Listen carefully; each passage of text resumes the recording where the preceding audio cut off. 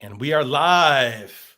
Welcome to the Uncensored Entrepreneurs. Today on the show, we're going to be talking about living your life on your own terms. But what does that really mean, right? We're going to dive in a little deeper. Everyone wants to live life on their own terms. Everyone wants to be an entrepreneur, but for different reasons. And we're going to be talking a lot about the mindset and the emotional IQ that is required to make that happen.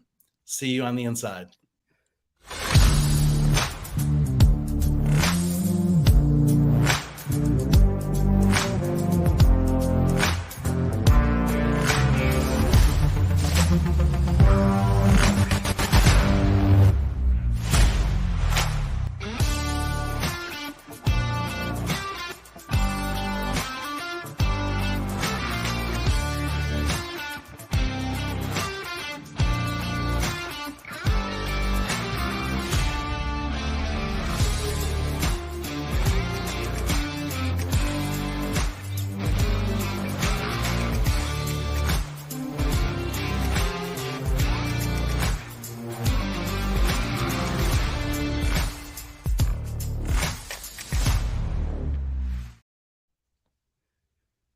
There we go. Welcome. Are you still welcoming? All right. Yeah, I could not hear Tina. Can you guys hear Tina at all? No. Okay. No, we can't hear Tina. Come back, Tina. Uh-oh. So you might have to take your earphones out, Tina. Yeah, that it might be that. So until she gets actually cued in, I'll just say, most of you that tuned in last week, Tina was actually sick. We missed her on that show, and today we're missing her voice. So she's coming back. She's here in the present. We just need to get her connected so that you can hear all the input that she's going to be throwing down on today's show. But let's just kind of get things started as she's figuring that out. You may have to pop out and then pop back in. That might be one of the best options for you. All right, awesome. So, we've talked before about like what it takes to be an entrepreneur and why people want to become an entrepreneur. Living your life on your own terms means a lot of different things for different people. But today we're going to actually be dissecting that, kind of peeling back some of the layers. And we're going to talk about really the emotional IQ and like just that emotional intelligence and the mindset that is required to make that happen. Because I can tell you that based on, most of our journeys, it has not been a smooth transition, right? There's things that you'll encounter along the way. And so you have to be emotionally prepared to basically battle some of those obstacles. So ladies, would you like to chime in real quick? I'm going to try to help Tina out. But if you'd like I am back. There she is. There we go. All right. We're back on a school cruise. Thank you. I am on a secret location today. Okay. So if someone wants to kind of just start us off, talk a little bit about that. Just behind closed doors, we talk a lot about the mindset, the emotional IQ that it's required. And it's something that it doesn't just happen once, right? Like every single day. I don't know about you, but every morning. I really feel like you have to do this every single day. Yeah, exactly. I feel like being an entrepreneur is not for the faint of heart. No, not at all. We and Robert, you posted a graphic the other day, and Christina grabbed it and started using it. And I'm like, that is like exactly what it takes. Like we have really good ups. We're like, oh my god, we're doing fantastic. We're crushing it. We're crushing it. I'm such a freaking rock star. And then, oh my god, I freaking suck. And I really do think that was my life in the last couple of months because I'm telling Christina, oh my god, it's doing so well, and oh my god, I suck. What am I doing wrong? Yeah. And it's interesting. Oh, go ahead. What were you going to say? No, I was just gonna add to what Tina said because often people want this quick success, right? They want to do something and have instant results. That's the society that we're in, instant gratification. So often people will get started in something and quit like far before they are even close to where they need to be in their mindset. And that has a lot to do with how you handle your emotions, how you handle your own thoughts, how you wake up every morning and set your tone for the day. And I think that often people will quit because they count themselves out and just say, this is really hard. Like maybe I'm not meant to do this. And the truth is we all go through that. Like as many amazing celebrations as I've had for success, I've also probably wanted to quit the same amount of time and just thought like there's like at least a week of a year that I'm like, I don't want to do this anymore. This is too much work. I don't like this. Why did I choose this journey? It is so much like, I can't believe that I keep going on this. Am I really cut out for this? And I asked myself that question. Am I really cut out for this? And maybe I don't feel great. By the way, never quit on a bad day. Maybe I don't feel great that day. Yeah, right? You don't quit on a bad day. But what do you do, and how do you get out of that funk if you're in that funk? You know what I mean? I mean, yes, you have your accountability partners, never quit on a bad day, but we all go through it. I go through it on a constant basis. I don't know about you guys, but let me just tell you, this year has been ups and downs. My dog passed away. I think for everybody. Right? Like, I'm just like, what is going on? Yeah. And so on top of your business that has all its ups and downs, you have to intertwine your life having those ups and downs as well, and kind of figure out the balance of the two as well. And I think that's the hardest thing to do, is to keep your mental up there. Right. So what do you guys do every day? Well, I want to say this first of all, Tina, to kind of set the stage that just as we're talking about it. So like we all face different types of struggles and obstacles along the way, right? And like recognizing that there's an issue is like first and foremost. Most people fall into this funk and this struggle, and they just they don't want to acknowledge the fact that I'm in this position, right? Yeah. And they just want to bury it. They want to kind of push through their day and whatever allows them to kind of get through the day. And the problem with that is that's when you fall deeper into that rut, because you start to gravitate to these vices that allow you to forget about the pain that you're currently going through. So in other words, it's like Netflix. We all sit in this digital space. It'd be really easy to just be like, I'm just going to watch some YouTube videos, or I'm just going to bury myself into Facebook, or 6 hours later on Netflix, right? So that was like first and foremost. And then the other thing I wanted to say, and then I'm just going to kind of throw it out to all of you, is we talk all the time on the show about imposter syndrome. And this was something that in one of my masterminds I discussed the other day. We took it to a deeper level. And it was like this aha moment where I realized, imposter syndrome typically is when we're always gauging ourselves to somebody that we want to be like, right? We want to emulate, we want to have their success, whatever that may be. And so by holding ourselves to that standard, it beats us down when we're not able to obtain that. But what if the imposter syndrome is yourself as well? Meaning that last month, you just stated it, or last year, you were killing it. You had your record year, or you had your record month. So this ideology that you were the shit, Tina, right? Like a couple months ago, and now you're holding yourself to that standard. You yourself, it's still imposter syndrome. Like you're sitting there going, well, what the heck? Like it's not even someone else. You're holding yourself to the standard of going, I'm not even as good as I was 2-3 months ago. Exactly. But that isn't the way to look at it. So I'm going to throw it out there, and then I'll bring it back around. Star, what do you think about how do you keep yourself motivated? Because I feel, and I know you're not, but I feel like you're always in this positive light, in this positive world. And not that I know you're not, but we all have those days where we're like, oh. Yeah, definitely. We have a lot of struggles as entrepreneurs in general. For me, I recommend going back to the start of saying that this is what you're going to do. For example, if you're a mom, you don't get to quit being a mom. If you have a job and you started this career, some people do quit their job, but they may job hop and get into something else, but they're sticking with that career usually, right? So when you become an entrepreneur, for me anyways, it was like, this is what I'm going to do. There's no end of the road for me. There's no I'm going to bow out of this. Perhaps I've made shifts, perhaps I've made pivots, I've started different businesses, but I know okay, this is what I'm meant to do. I'm going to be an entrepreneur. So I think if you step into your position as an entrepreneur and know that this is what you're going to do with your life, there's no stepping back. For me, that's the starting point of it. Yeah, I think it's having that hours where you're like, okay, I have to be in the office from 9 to 5 or 9 to 4 so I can like focus. I don't have like hours like that. If I have to work, I'm going to work. If it's on Saturday, Sunday night, when whatever it is. My kids are all gone and out of the house, so it's not like I have my family that I have to go around. But like I'm down in a secret location with Paco. I want to know if you were with Paco.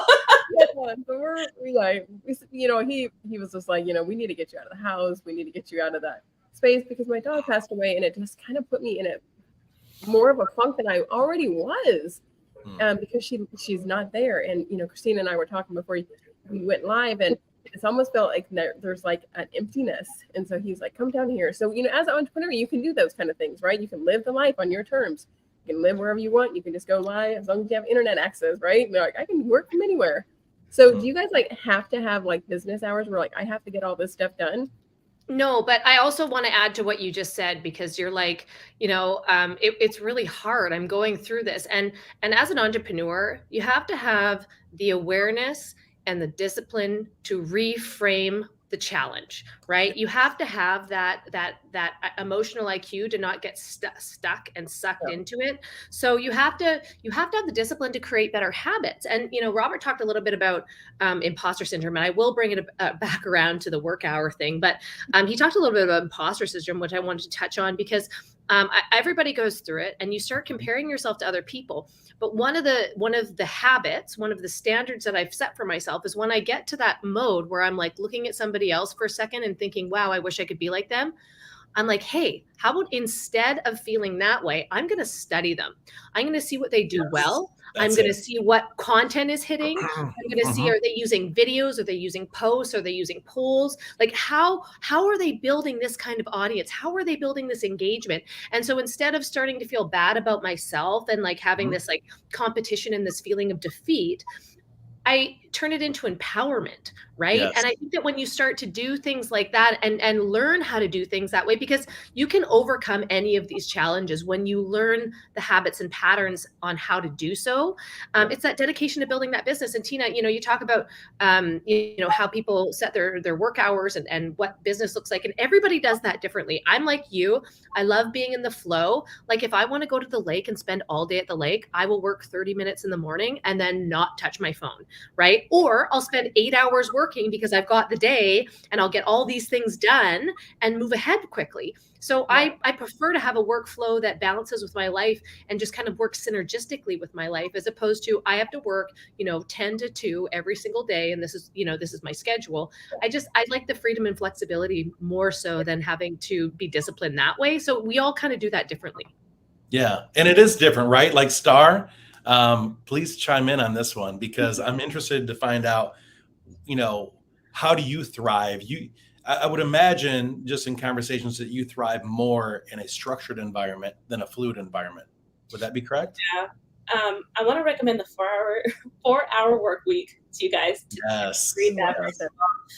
But I do thrive in a more structured environment, and I think that's a little bit because I'm not diagnosed with ADD, but I do feel like I do have ADHD or ADD of some sort. My son has ADD.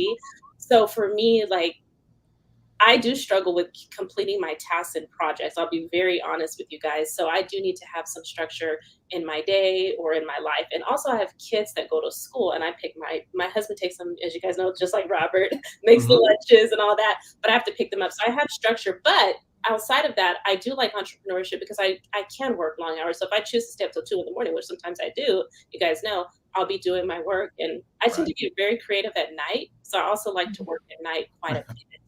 So honestly, my days are not as hectic as people assume. Yeah. But that is true. And I'm so glad that really all three of you have touched on this topic, and the fact that it is different, right? For all of us. Like when when you even think of that topic again, that question, like to live life on your own terms, what does it take? It's going to be different. Your journey is going to be entirely different than maybe the person next to you. And that's also why the imposter syndrome, it's another way to realize that, it's not apples to apples. When you're looking at someone and you're saying, I want what they have, I want to have that lifestyle or whatever it may be, you're also not necessarily looking at what's happening behind closed doors. You're not looking at what it actually takes to maybe achieve what they have. But in addition to that, like sometimes maybe that's not the sacrifice you want to make to have what they have. And those are just two different things, right? Like Christina, like you said, you like that fluidness. And I'm kind of that way as well. I'm kind of a mix, I guess, a hybrid. I like some structure. I have to have some structure in place in my schedule. But at the same time, whenever I see those gaps, I'm like, this means a little extra time in the gym. This means, you know what? I'm going to call this guy and we're going to go out and have lunch. And I'm going to do a little bit of like kind of preemptive or whatever it may be, or get on the call with one of you. So like, that's the important, and to me, I thrive in that. I love having that, the fluidness. Tomorrow, I'm going to be spending time with my daughter down in Georgia. Well, you're not even there, Tina. So, anyways, but I'm going to be very close. I'm going to be down in Georgia, spending some time with her. Still taking a few calls, right? But even as I'm driving 2.5 hours to and from, I use those opportunities to network with people, right? And so, and if I'm not doing that, I don't know about you all, but I listen to a ton of podcasts and also a lot of books on audio. That's just I want to ask our audience too, what does it look like for you to live life on your terms? What do you do? And if you're already living life on your terms, what are you doing every day or the night before every, work day? What are you doing to keep your life living the way you want to live? How you want to live it, when you want to live it, where you want to live it at, and being an entrepreneur, they say that entrepreneurs are the stupid people that, stop working a 40-hour work week to work a 100-hour week. But they love it, right? Like that comes from the heart. Like you can't, when you have a mission, like that's the thing. Entrepreneurs have a mission, right? We talked a lot a few weeks ago or last week about what your why is and like what actually drives you, your purpose that drives you. And when you have a good, solid understanding of that and who you are and what you bring to the table, again, it's confidence. Confidence is king in this business. And so as you build that confidence, you have to make choices every day to do personal development, to instead of listen to the radio, you're listening to a podcast or you're listening to an audiobook, you're educating yourself. And one of the things about entrepreneurs is that we never stop growing. Right? We make the decision to never stop growing because business never stops growing. And who we become is what is building the business, right? Like you have to become the person required to build the next level of business. It doesn't just happen, right? People are like, I want to scale my business to 100,000, or I want to scale my business to multiple 6 figures or 7 figures. And it's like, there's so many pieces in between that it's not just more work that does that. Like a lot of times people think it's more work that they have to do to be able to get to scale. But if you were a one-man show, like a solopreneur, and you're trying to scale on your own without having a team behind you, without having an education, reading the 4-hour work week and figuring out what to focus on, you're going to have a really tough time because it really comes down to making business decisions that are based on facts and not your emotions. And that emotional intelligence is something that comes over time, because I remember when I first got into business, I don't know if you guys were like this. Maybe it's just a female thing, Robert. I don't know. But I was like really high with the highs. I was like, yes, this is amazing. And I was so excited. And then when things were low and not going well, I was like, ooh, this is not so good. Like I was like, I took it personally, right? And especially this is a good conversation for right now because of what's going on in the economy and the recession and realizing, hey, this is just a debt cycle. Debt cycles happen all the time. This is something that entrepreneurs, we have to adjust to.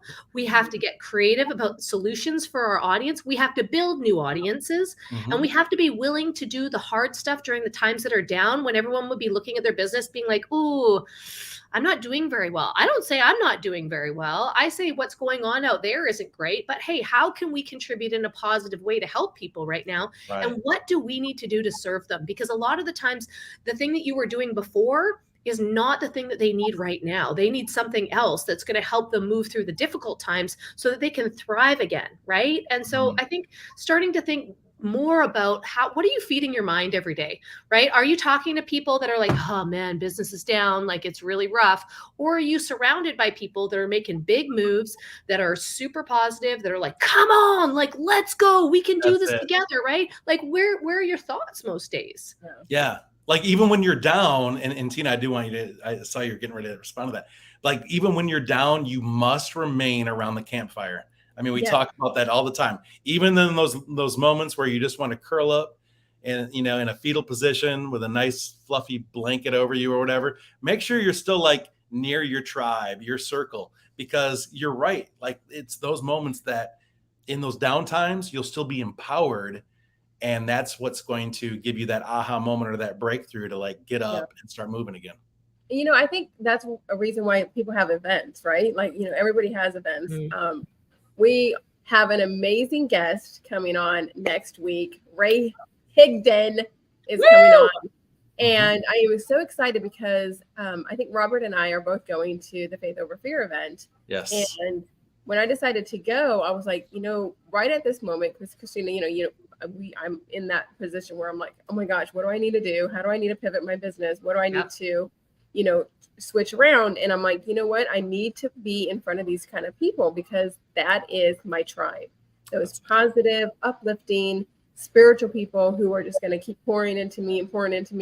And then just being around those kind of people, because he has these amazing VIP events at nighttime, right? So just being around those people, I'm going to come back like fired up.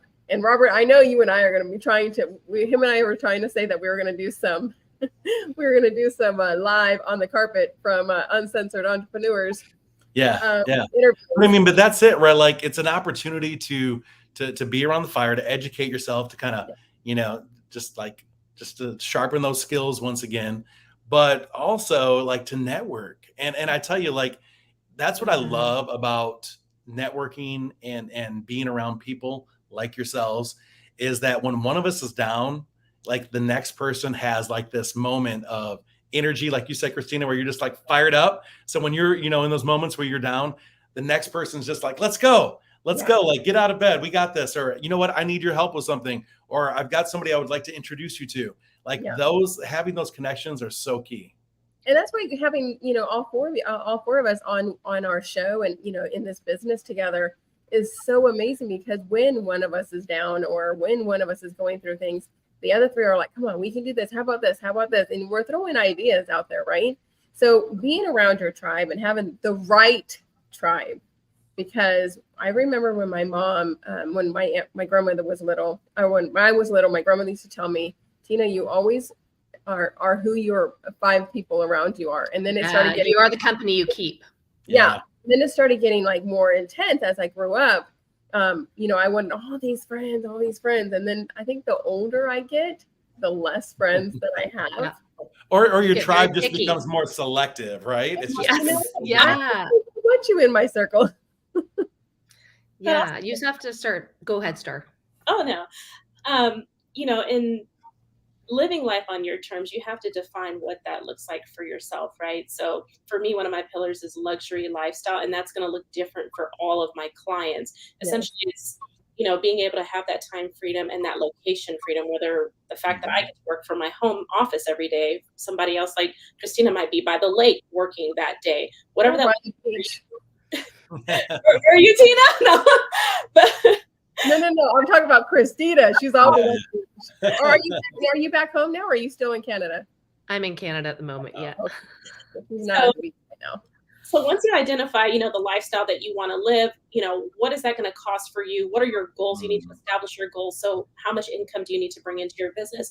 What ways do you want to bring that income in? Maybe, I want to make 10K from this product or 10K from this specific part of my business. And also, following Grant Cardone's 10X strategy, where you write that goal down. For me, I usually write down, because we've been generating about $1 million in sales previously in my retail business. So now what I'm doing, since we're shifting online, is like, okay, let me break down exactly what that looks like for me on a monthly basis and a weekly basis, so that those numbers feel very realistic for me.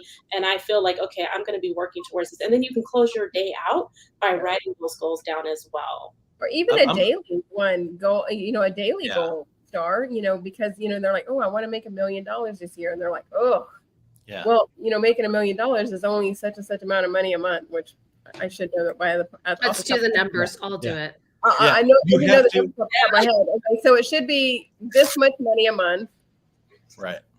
Christina. It should be $2,700. So $2,739 a month. And so think, if you're running a business and you've got other people that are doing sales for you, you have a team doing sales for you, right? Like I know that it's $83,333 a month as opposed to per day, right? And could you imagine waking up every day and being like, I got to do $1 million. I got to do $1 million. And that goal seems so massive that you're like, how am I going to do that? And you have all this pressure put on you when you're like, oh, okay, $2,700. How am I going to add that up in different products or in different services? What am I going to do that can create that amount of money that will equal that at the end of the year?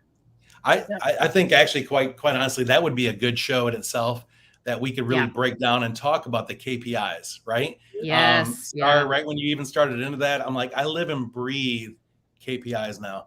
And for those that are just kind of tuning in and going, what the heck's that? I mean, key performance indicators. Like when you break down the metrics of your business and you work from kind of the end in mind, at least for me, and I work backwards, just like they're stating, it really allows you to focus on that. And sometimes you're ahead of your goal, and then other times you're like, I'm kind of lost in this. And so you have to either, if you want to hit your goal monetarily, you have to either sell more products or raise your prices, right? Or add a new mix in, or build JV partnerships like most of us have, so that, you can actually bring in another stream of income.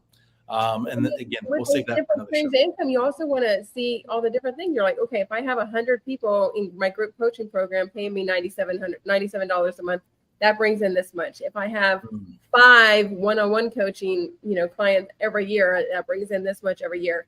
If I have if I sell 100, courses, or my evergreen course, it brings in this much money a year, and this is how much money I bring in residually, and this is how much I bring in from my royalties on my Amazon for your book that you're going to write this year.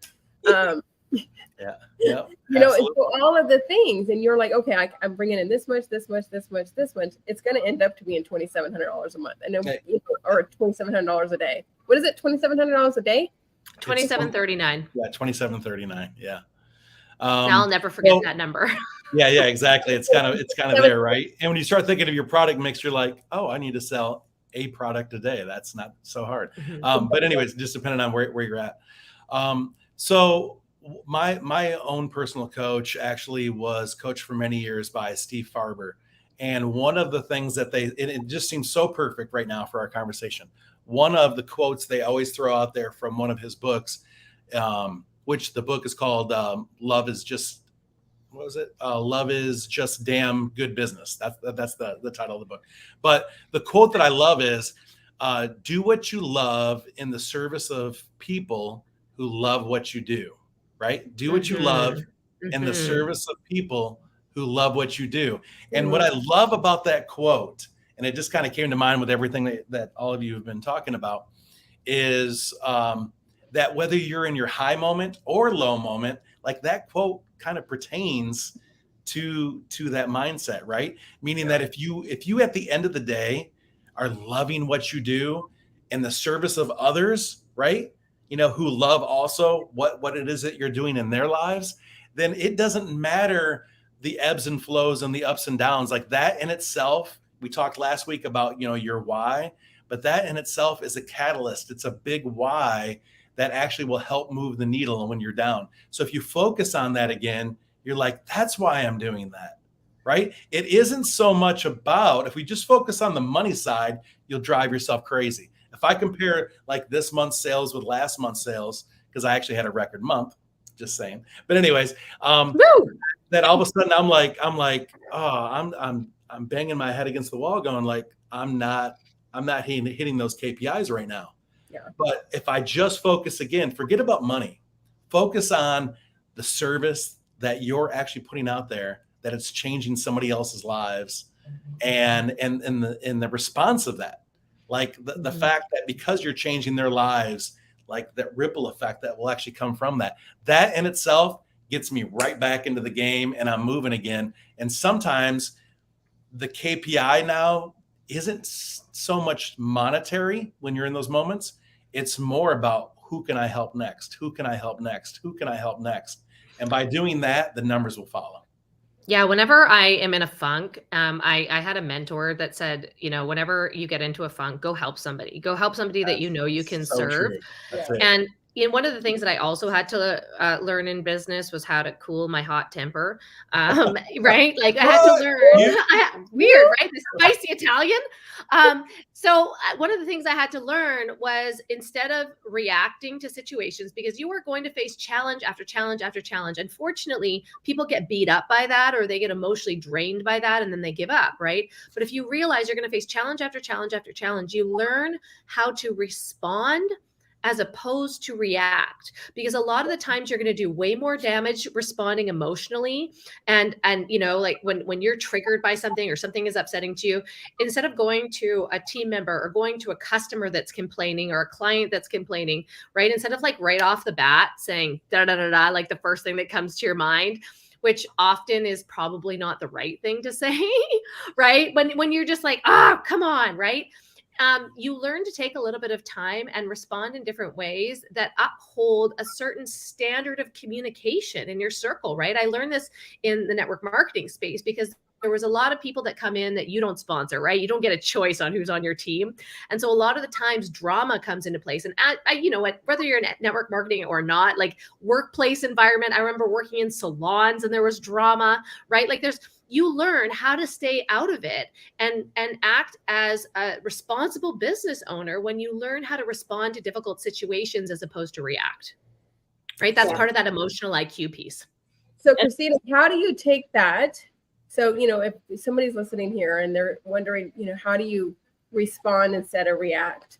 What would your answer be? How do you respond instead of react?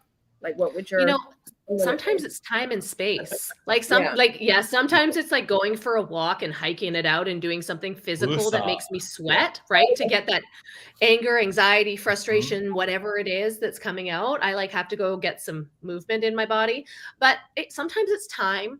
Sometimes it's just taking 2 minutes to think, okay, why are they responding this way? Where is it coming from? And instead of reacting, I get really curious. Like, I don't know why you would feel this way, but I would like to hear a little bit more. Can you give me a little bit more clarity in the conversation so that we can actually work this out? I'm not here to fight with you. I'm not here to argue with you. I'm not here to upset you.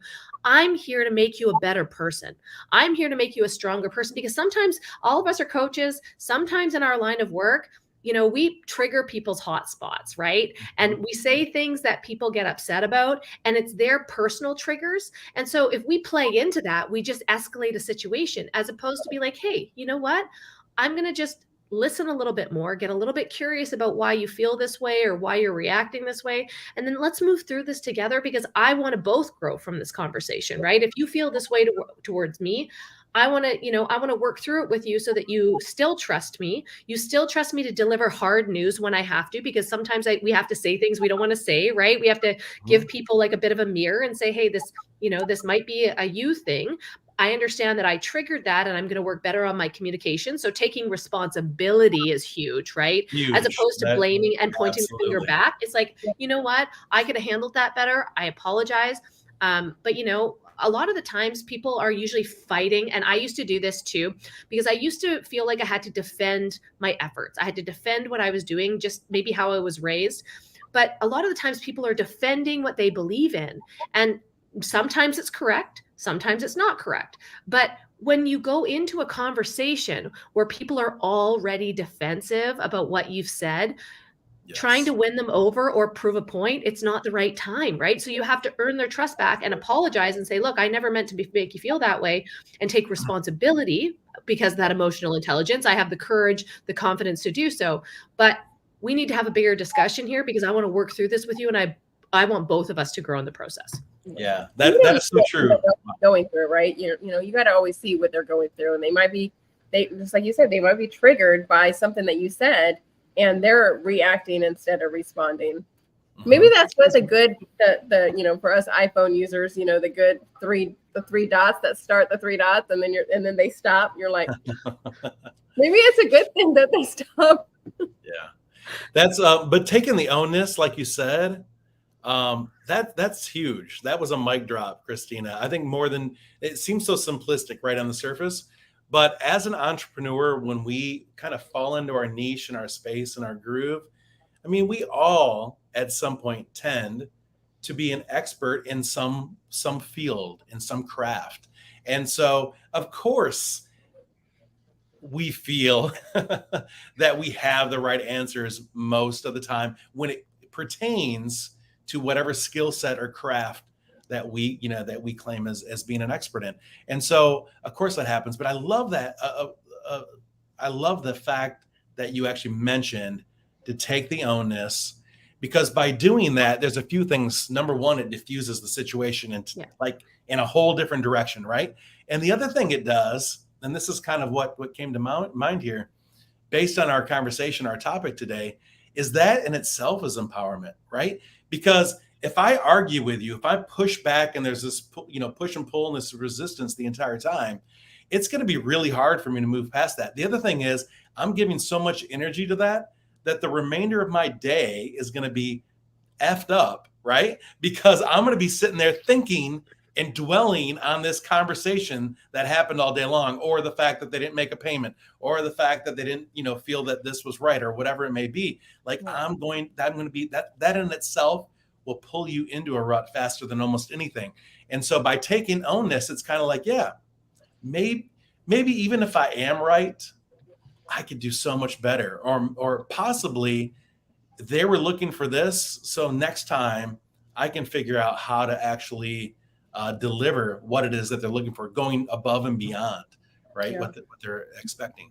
And, and don't you think that learning, like, not to take things personally, because I think as an entrepreneur, it's extremely important to build confidence so that you can ask for feedback, right? And when I ask for feedback, you have to learn how to filter the information. Is it true? Is it something that I need to work on? Is it something that like, ooh, that stings a little bit because I need to move through it? Or can I dismiss it because this is something else that somebody else owns? This is like their excuse or like I remember saying, do you have any feedback about my mastermind? Well, I really didn't like the time that it was at and I could never be there. And I was like, okay, well, that's actually not on me. You can watch the replay. You can be in my inbox. I can help you the same way. 50% of the people that work with me do that. And so you start to filter the information, and I don't take anything personally. I just take it as feedback, right? Like you can come and attack me and I'm like, I'm not going to own that. That's kind of on you, right? Like that's not on me. So it's learning that process. Yeah. So how long did it take for you to learn that kind of process? 30 years. Yeah, I was going to say a lifetime. Right? Like it's hard. It's hard because our initial nature is to fight for what we want, right? We fight for power. We fight for energy. This is who we are as human beings. And so it takes a lot to build that emotional intelligence, that IQ that allows you to see things very not black and white, but like very transparently, because we're all looking at life through a filter. We're looking at it through our filter. And so if I'm trying to receive information from somebody else's filter, I have to decipher, is this part of their life? Is this something that interacts with my life? And that is a constant practice. Like we all know that entrepreneurship is growth. Like that is truly what you've committed to if you're an entrepreneur, and that there's going to be uncomfortable times. I was talking to my dad last night and he's like, there's a couple of times that like I had to eat my pride. And that's like one of the hardest things you have to do. Right. And you just like pick up and start over. And I think we've all probably been through that at one point or another where we're like, oh, I really screwed that up. There's a flaw in me that I need to fix right now, where I reacted the wrong way, or I did something that I didn't have the skill set or the emotional intelligence to handle. Right. Now it's easy when you talk to people to kind of sift through them and see, when you first talk to somebody and you're doing a consultation, it's pretty easy for me to see what's going to work and what isn't. If they're constantly asking certain questions, I'm like, I don't think that working together is the best idea. Right. And that takes confidence and courage to say as an entrepreneur, because in the beginning, you're like, give me all the business. I don't care who I'm working with. And then you learn the hard way that sometimes it's not worth taking everybody on as a client. If I have to hold your hand and drag you to the table, right? Like truly drag you to the table, then more than likely I'll be holding your hand through the entire process. And that's okay, right? If that's what they're paying for. But in many times, most people aren't paying for that type of time. Enough. They're not paying enough. Right. I actually, I just wanted to mention something based on what you said there. So a few months ago, and I'll just throw out numbers, right? So people are listening. It's not even my highest program, but I actually sold $6,000 of coaching time. And it all came from this. This is so interesting. We talked about a boot camp. It was kind of a boot camp / mastermind that happened in January. And it was a low cost. It was a $199 session where we just got in there for 3 days and gave some powerful information. I had the same exact conversation that you mentioned, Christina, where the feedback was those were horrible hours, right? Even like right now, like some people may not be able to come on to 1 p.m. Eastern Standard Time, but we have the replay. And so their feedback was those were horrible hours for me. And I blah, blah, blah, whatever it was, right? They were just upset about the whole thing. They wanted a refund. So I gave them the refund. I told them that they still had access to the replays free of charge, right? And so I'm in this conversation with them and I said, let me ask you a few things. What did you expect to get out of the mastermind if you would have been able to be a part of that experience? And so they told me, and I said, okay, and what would that do? Like, what would that do for you? That's what you were looking for. How would that apply to your business? And so they kind of talked to me through a few things there. And I said, so really at the end of the day, like that's what you're looking for. If I can help you do that, if I can help you do that hands-on, then can we agree to move forward and work together? And so it turned into a $199 refund turned into a $6,000 coaching session. Wow. So I just want to throw that out there that it's really about that. Like, so we talk about emotional IQ, we talk about emotional intelligence. At the end of the day, like if you're serving people, truly serving people in a big way, I'm not talking about just selling products and widgets and things of that nature. I mean, those are still good. They still serve a purpose. But on the coaching side, like at the end of the day, if I just want people to stand up and say, man, you changed my life, my business, whatever that is because of it, then that is huge. And if you put it in that context, not only does it deliver to them, but it delivers for you, right, Tina? Because we just talked about that at the beginning of the show. The fact that you're like, I'm just not having a good month. Like things are just falling apart. I'm not having the sales that I want. Put it back into that context. The right person will come to you at the right time, and it will bring the right financial reward as well. That I'm just a firm believer of that. And you're not going to make everybody happy, right? Like, I mean, even with us too, like trying to figure out a day and a time for this to work out for just us four, right? It was hard because we have 2 people in Pacific time. We have 2 people in Eastern time. You know, we were like, okay, well, what day would be good? What day was not good? And, we found a time. And that's why we are turning this into a podcast that you can binge watch, Christina, that you can start binge watching or binge listening. You know what I mean? So you can listen to this, but you also have to put in the work. You also have to put in the work. You can't just let it just say, okay, I want all this to happen. One thing I have learned in the last couple of months that my business has, had ups and downs is that, okay, well, what am I doing now that I wasn't doing earlier? What am I not doing that I was doing earlier when it was working, right?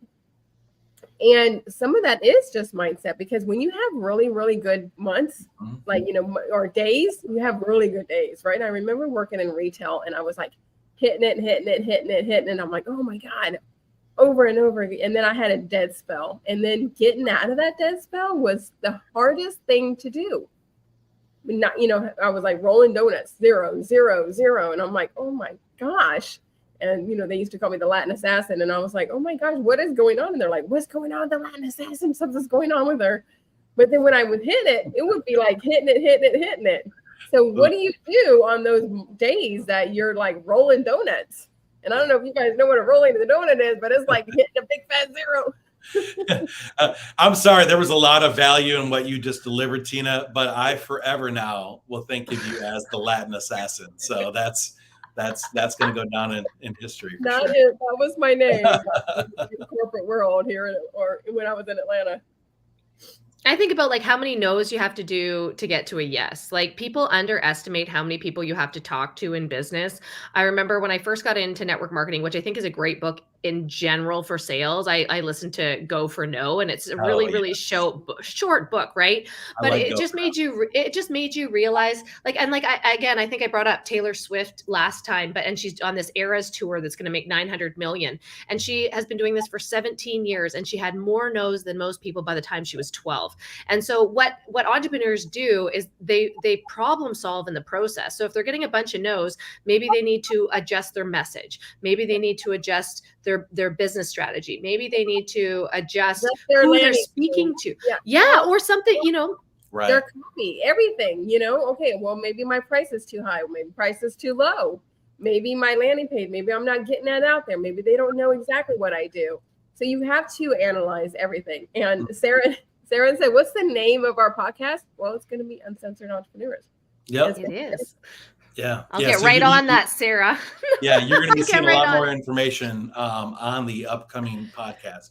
We'll be streaming across all the primary, podcast stations. You'll find us on Apple, find us on Spotify, and then many other secondary stations as well. So we're looking forward to that. I want to know from Star, because Star, listen, $1 million a year in sales. Think about it that way. The brick and mortar business. I just do $1 million in sales. No big deal, right?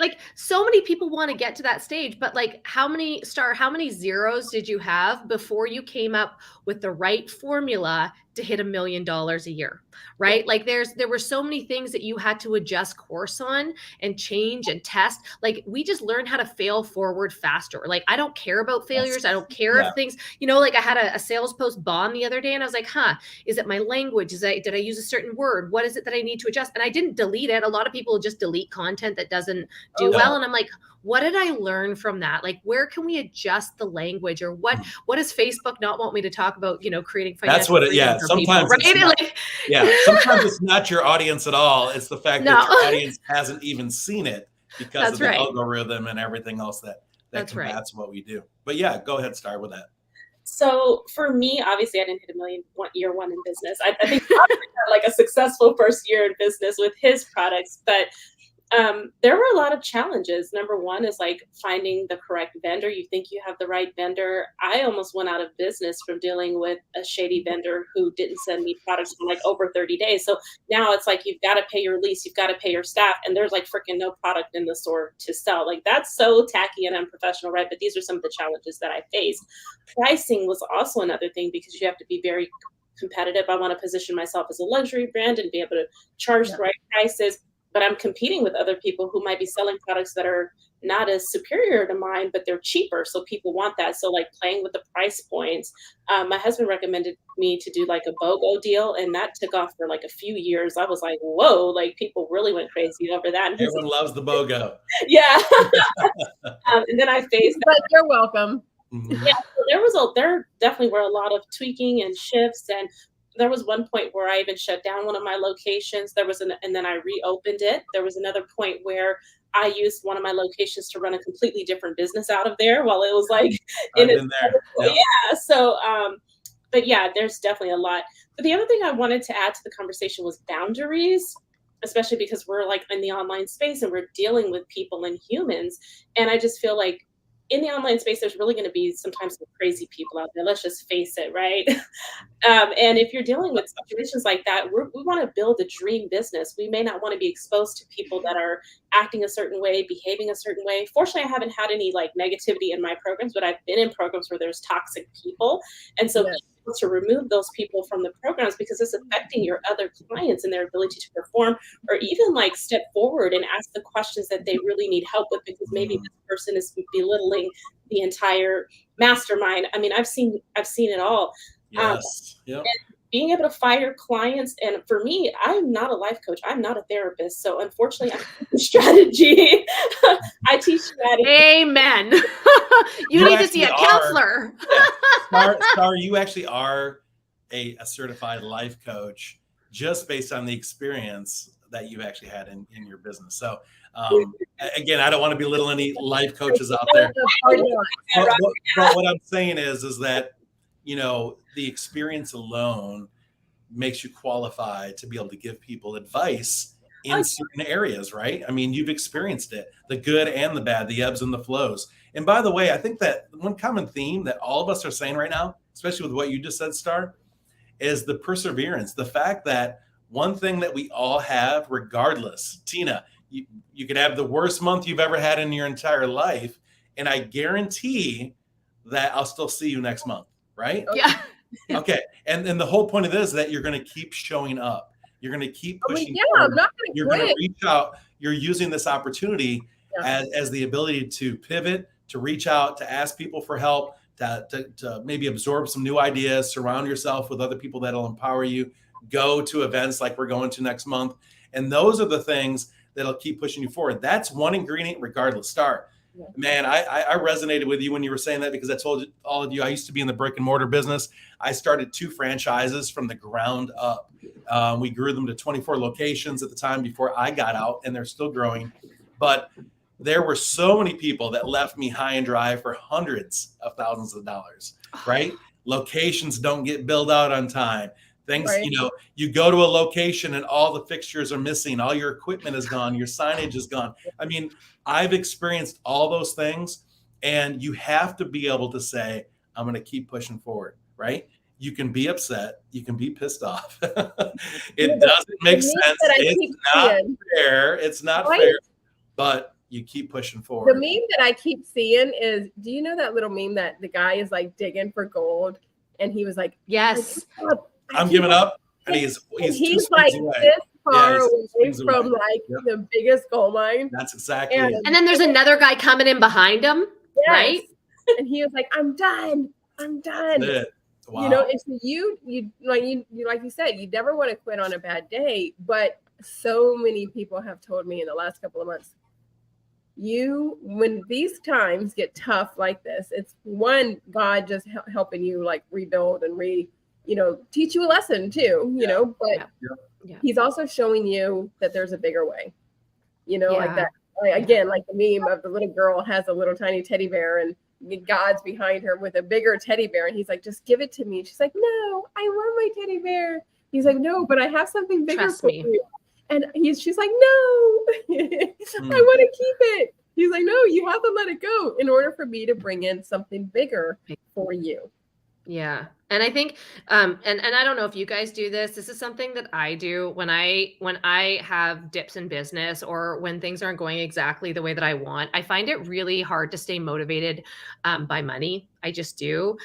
So what Ryan and I have learned to do is set bigger goals that excite us. So like we were sitting here and, we're talking about the real estate industry. We're talking about what he was doing in Cabo and setting some different goals for Cabo. And same for me with my business.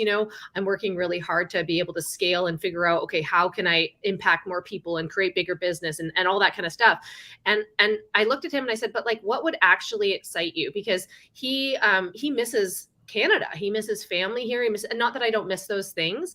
I'm just really happy on the beach, and he's not as much of a person, right? Like that's like I'm like living my best life, but it's not. And here's the thing about marriage too: like you don't always have the same dreams, the same goals, the same aspirations as your partner. And so in entrepreneurship, if you are the person that is driving the boat, like you also have to take into consideration what are the things that my partner wants. And so we had this big conversation, of course, uncomfortable, financial. Like you never want to have these like conversations when you're emotional, but it happens then, so we have these big conversations like, how are we going to move forward? What are we going to work towards together? And he simply said to me, he's like, Christina, I want to work really hard for the next 2-3 years, come back and pay cash for waterfront property.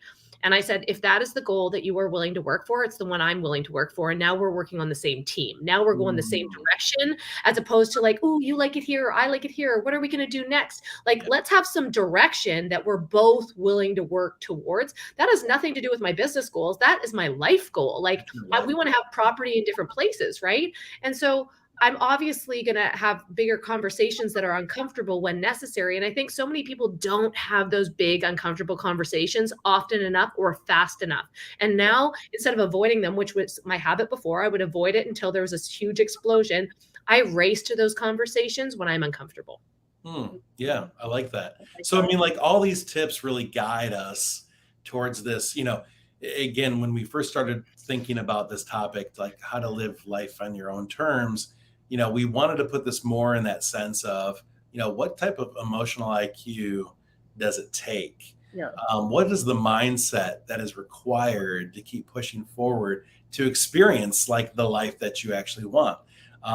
It isn't always roses, right? It takes It a isn't lot. always rainbows and unicorns. Yeah, exactly. And so as you've heard, right, from many of us, but again, I'm going to say it just because it really has kind of been kind of my brand for the year. And that's, again, doing what you love in service of others that love what you do. Right. So like that in itself, whatever it is you're going to do, know that there's this bigger picture, right? It's not just the monetary things. We've thrown out a few numbers. It's not just the money. It's in the end, what kind of lifestyle, what kind of dreams you can have for yourself. But really, at the end of the day, in order to achieve that, you're helping others to achieve and see their dreams as well. So what are some of the last little tidbits you guys would like to throw out in the last few minutes of really? I always ask my clients is, when they're writing the book, right? Because sometimes it's very hard to write and to relive those moments. A lot of people write, how they got to where they are today. And there's always like 1 or 2 chapters that was like that pivotal point, right? And they always go, oh my God, Tina, this is like a hard chapter to write. And I'm like, listen, if you can just help one person, if one person, you save somebody's life, you got somebody out of a bad marriage, you got somebody stop doing drugs or stop drinking alcohol. If you just helped one person, would this all be worth it? And they said, yes, definitely. And so, and I give them grace. I give them, time to process and heal and do that. And then they keep moving on. And then we release the book and they're like, Tina, that was the most healing experience I have ever done. Even like years and years of therapy. Yeah. And so that was just my one thing. And all my clients know, if I can just help one person, would it all be worth it? So just ask yourself that. I think the Bible tells us a story about that as well. Okay. Yeah, but absolutely. It's so true. So true. Star? Yeah. So definitely figure out, what is it that you want your life to look like, your luxury life? Okay. That doesn't mean luxury financially, but whatever that means for you, decide on that.